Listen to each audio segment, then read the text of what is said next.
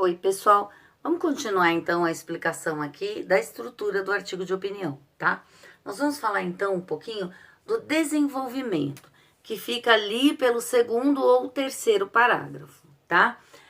Depois que eu apresentei o meu tema, depois que eu defendi a minha tese, né, que eu afunilei, que eu fiz a delimitação de assunto, que eu expus o meu ponto de vista, o que eu tenho que fazer? Eu tenho que defender o meu ponto de vista, tá? Eu tenho que mostrar para o leitor que eu sei do que eu tô falando, de que aquilo é verdadeiro. Por isso, os meus argumentos, eles têm que ser baseados em fatos, dados, estatísticas reais e prováveis, tá? Eu não posso inventar nada, não pode ser nada fictício, tem que ser tudo real, baseado aí em debates de cunho social, tá? Em debates que foram, de repente, veiculados em grandes veículos de massa aí, de informação, tá bom? E de amplo conhecimento da sociedade, tudo bem? Então, o que eu vou colocar no meu desenvolvimento? A minha argumentação.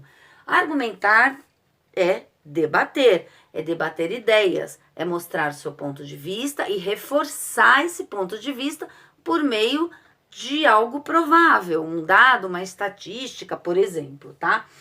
Então, quando eu vou construir a minha argumentação, ela tem duas partes, gente. Ela tem duas partes, ó, tá? A primeira parte é a fundamentação. É baseado em que, tá? Eu estou dizendo, eu estou argumentando, né? Baseado em quê?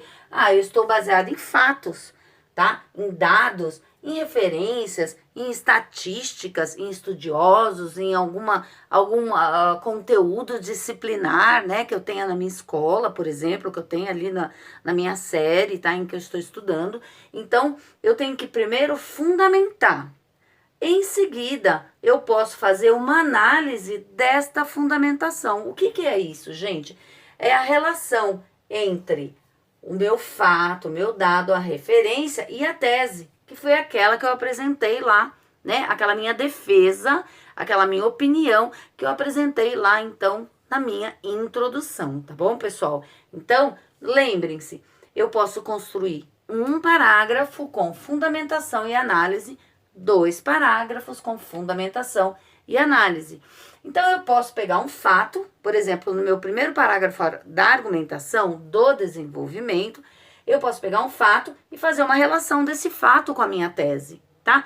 No próximo parágrafo, eu posso pegar um dado ou uma referência histórica, uma referência de um estudioso, uma referência de um professor, uma referência de um filósofo, tá? E fazer a relação, então, com a minha tese, tá? O que vai acontecer, gente? Quando eu faço esse tipo de construção de parágrafo, em que eu tenho uma fundamentação e a análise daquela fundamentação juntamente com o meu ponto de vista, eu dou força para o argumento, eu dou veracidade para aquele argumento, tá? E aí eu faço com que o meu leitor, gente,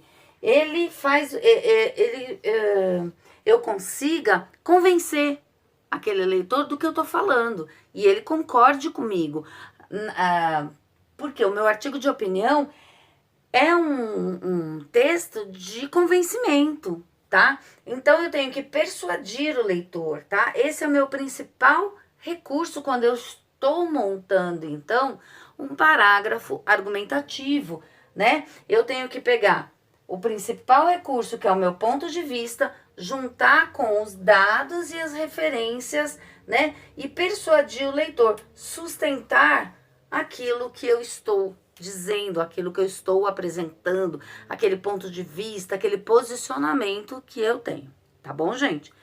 Pessoal, duas coisas importantes. Cuidado para que na hora que você esteja lendo o seu texto motivador, você não copie do texto motivador. Você pode se apropriar daquela ideia, mas não copiar a ideia, tá? Outra coisa, você tem que dar sempre os créditos. Por exemplo, se eu peguei um fato, uma referência, vamos supor, eu peguei uma referência de um autor famoso que é estudioso daquele tema. Eu tenho que dar os créditos para aquele para aquela referência, tá? Eu não posso tomar a referência como se ela fosse minha. Então, eu vou dar os créditos para aquela referência. Depois, o que eu faço? Eu vou relacionar aquela referência com o meu ponto de vista. Gente, fica muito bacana, você acaba por enriquecer muito a sua argumentação, tá? E, inclusive, você tem muito mais força na hora do convencimento do seu leitor. Outra coisa, construa, gente. Então, façam anotações, façam um rascunho, construam um parágrafo com calma, tá? E aí depois façam a revisão, passem a limpo, então, a redação de vocês.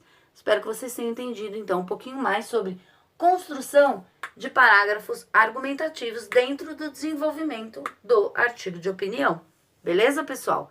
Deixa um like aí para pro se você gostou desse vídeo e a gente vai continuar, tá bom?